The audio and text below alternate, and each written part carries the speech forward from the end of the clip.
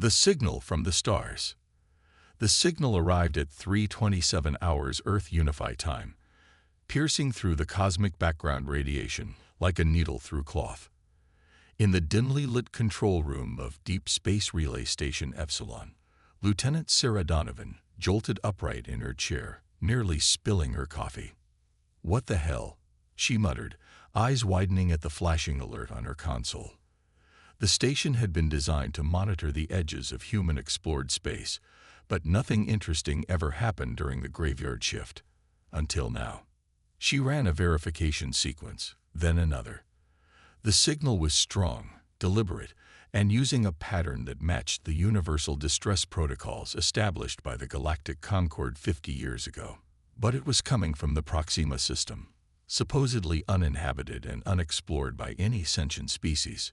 Sarah's fingers trembled slightly as she keyed the emergency line to Earth Defense Command. "This is DSR Epsilon. We have a priority alpha signal. I repeat, priority alpha. Authenticated distress call from Proxima Centauri."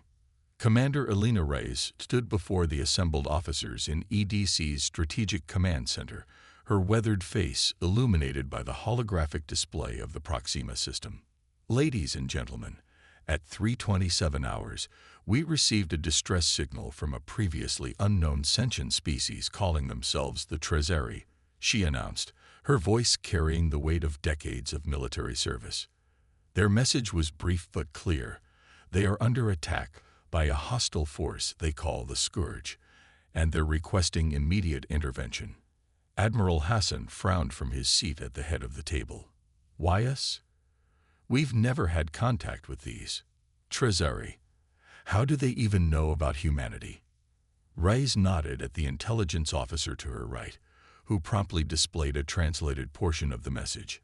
"To the warriors of Earth, whose reputation reaches even our distant home. Our civilization faces extinction. We have observed your kind from afar and know of your strength. Help us, or the Scourge will consume all." The room fell silent. "They've been watching us," Captain Marcus Chen said quietly. "For how long, I wonder?" "That's a question for another time," Reyes replied. "Right now, we have a decision to make. The Proxima system is just over 4 light-years away. The Armada could be there in 5 days." The mention of the Armada sent a ripple through the room. Earth's most advanced battle fleet, developed in secret after the Mars colony massacre 20 years ago. 6 warships equipped with technology that most civilians didn't even know existed. Admiral Hassan leaned forward, his dark eyes reflecting the hologram's blue glow.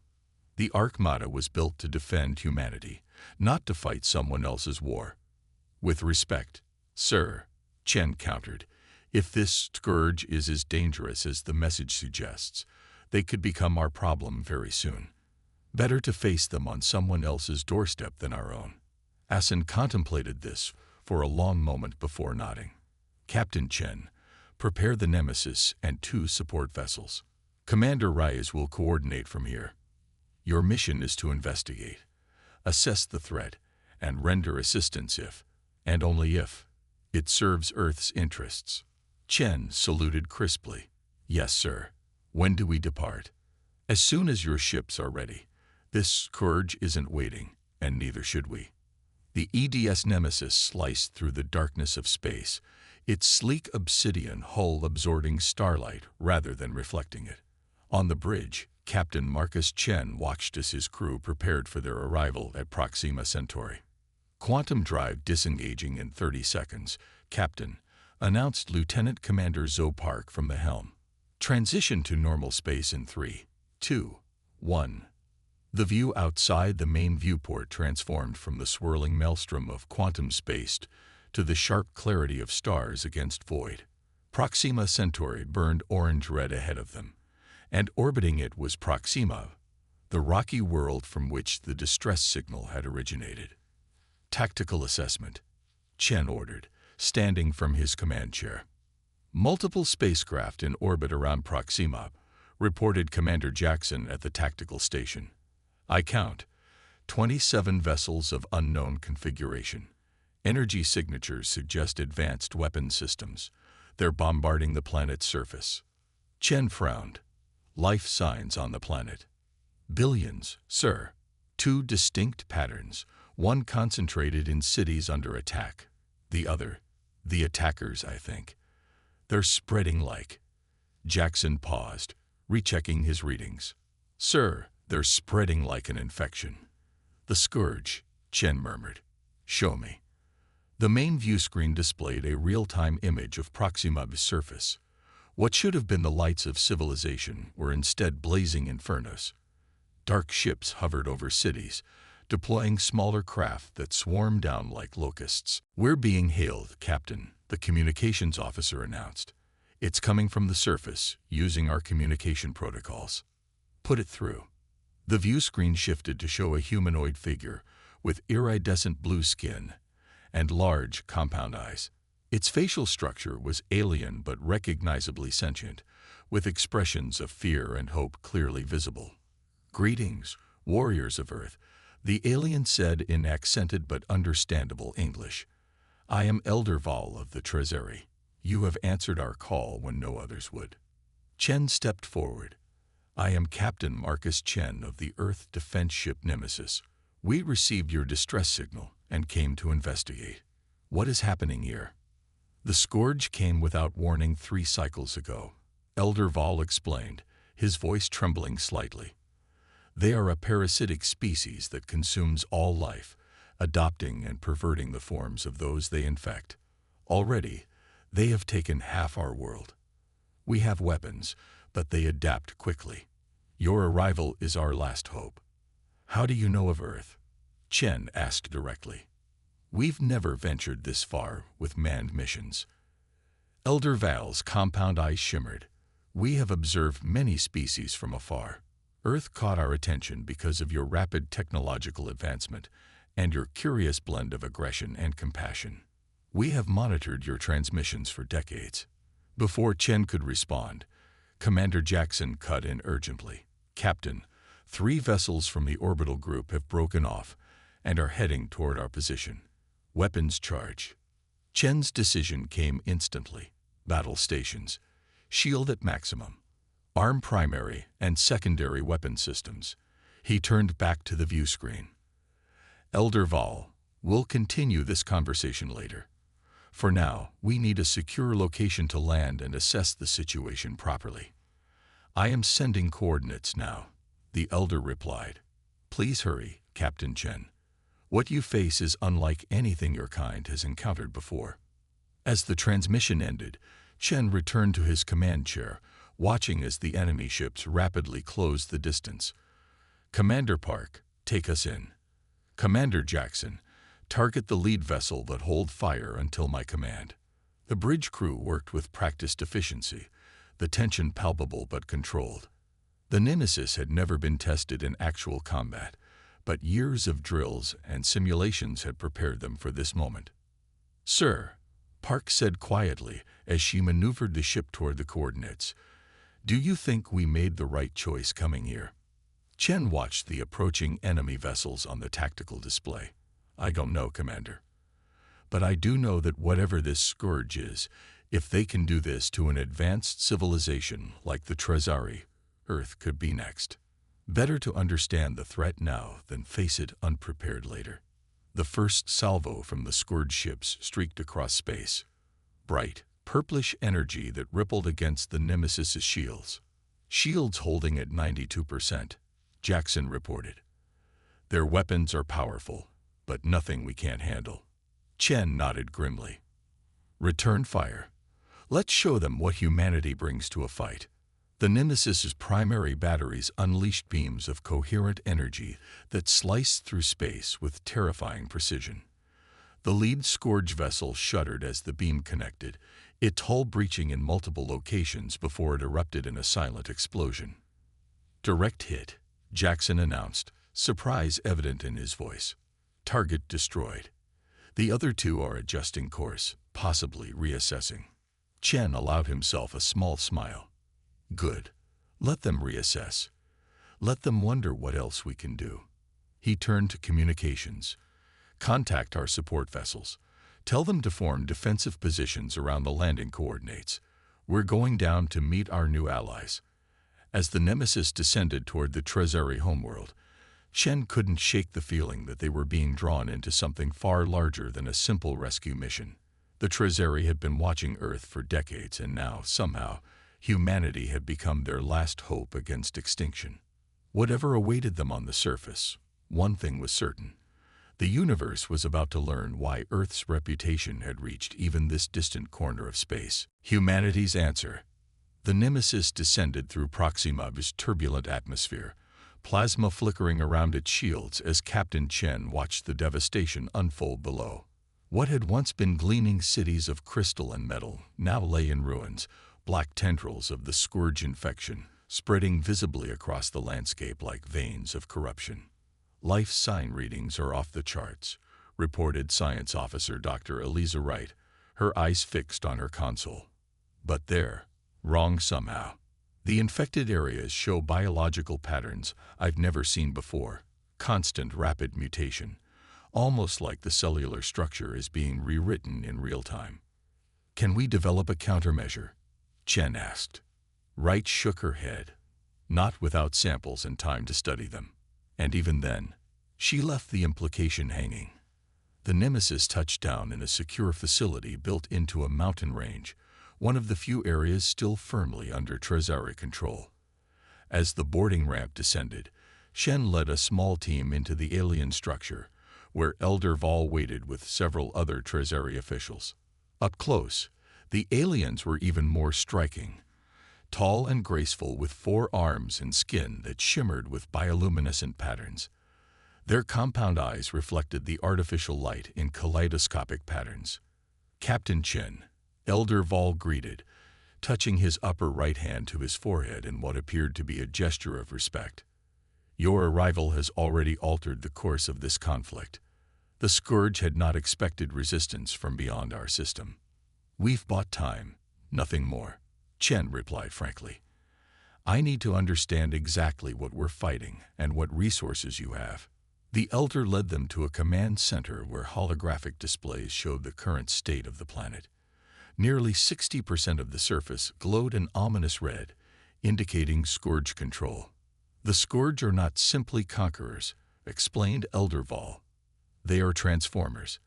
They inject their victims with a mutagenic agent that rewrites their genetic code, converting them into more Scourge. Those who resist the conversion are harvested for their biomass. Dr. Wright stepped forward, professional curiosity overriding her horror. How is the agent transmitted? Direct contact is most common, replied a Trezeri scientist. But they've developed aerial dispersal methods for dense population centers. Chen studied the tactical displays. And your defenses? Weapons? We are primarily a peaceful species, Elder Vol admitted. But necessity has forced us to adapt. Our quantum disruptors can destroy their vessels, but they've begun developing shields that adapt. Each victory becomes harder than the last. Chen nodded thoughtfully. A familiar problem. Evolution in real time. He turned to his communications officer. Establish a secure link with the support vessels. I want a combined tactical assessment in 10 minutes. As his team carried out their orders, Chen pulled Elder Vol aside. There's something you're not telling me, he said quietly. You knew enough about us to request help specifically from Earth, using our exact communication protocols. You knew we would have the technology to fight the Scourge effectively. How? The Elder's compound eyes shifted, a sign of discomfort Shen had already learned to recognize. We have been studying many species, Captain. Your Earth has unique qualities. That's not an answer, Chen pressed. Before Val could respond, alarms blared throughout the facility. The tactical display showed multiple Scourge craft converging on their position. They found us, Val said, voice tight with fear. They must have tracked your descent. Chen didn't waste time on accusations. Nemesis, battle stations, all personnel returned to ship. We're taking this fight back to orbit.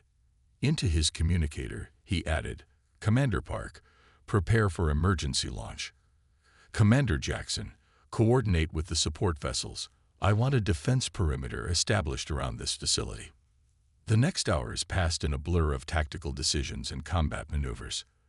The three Earth vessels, though outnumbered, demonstrated combat capabilities that clearly surprised the Scourge forces. The Nemesis' advanced targeting systems could penetrate the Scourge's adaptive shielding faster than they could evolve countermeasures, while the support vessels deployed autonomous combat drones that swarmed the larger enemy ships. From the bridge of the Nemesis, Chen directed the battle with calm precision, even as reports of damage came in from multiple decks. Port shield generators down to 40%. Jackson reported after a particularly heavy barrage. Hull breach on Deck 7, contained. Weapon systems still operational, but we can't take much more of this. The Scourge fleet is regrouping, Park added. They're adapting their tactics. The next wave will be worse. Chen studied the tactical display. They had destroyed 8 Scourge vessels and damaged several others, but 19 still remained, and the Nemesis was showing signs of strain. Captain, the communications officer called out. Incoming transmission from Elderval. The Treasury leader's face appeared on screen, his expression grave. Captain Chen, you must withdraw to a safe distance. We are activating our final defense measure, a quantum resonance cascade that will disrupt all Scourge biological processes within the planetary atmosphere. You had this weapon all along, Chen demanded. Why wait until now? Because it will affect all complex life on the surface, Vol admitted, including most of our remaining population. But the sacrifice is necessary to prevent the Scourge from taking our world completely. Chen felt cold realization wash over him. You needed us as a distraction, to keep the Scourge occupied while you prepared this weapon. Not merely a distraction, Captain, Vol corrected. A test. We needed to know if your weapons could effectively combat the Scourge. The data we've gathered from your engagement will be invaluable. Invaluable for what? Chen asked, though he already suspected the answer. For the next phase of resistance, Proxima was merely their first target in this sector. Earth will be among their next objectives. Val's compound eyes glittered with a mixture of regret and determination. We sent the distress call not only to save ourselves but to prepare you. Before Chen could respond, Commander Jackson cut in urgently. Captain, we're detecting a massive energy buildup on the planet's surface. Whatever they're planning, it's starting now. Get us out of the atmosphere, Chen ordered. Maximum safe distance, but maintain weapons lock on the Scourge fleet. As the Nemesis and its support vessels pulled away from Proxima, the planet's surface began to glow with a strange, pulsating light. The Scourge ships, seemingly aware of what was coming, broke orbit and attempted to flee, only to find themselves engaged by the Earth vessels that had positioned themselves strategically in their path. Sir, Park called out, long-range sensors are detecting new quantum signatures at the system's edge. More ships, a lot more. Chen tensed.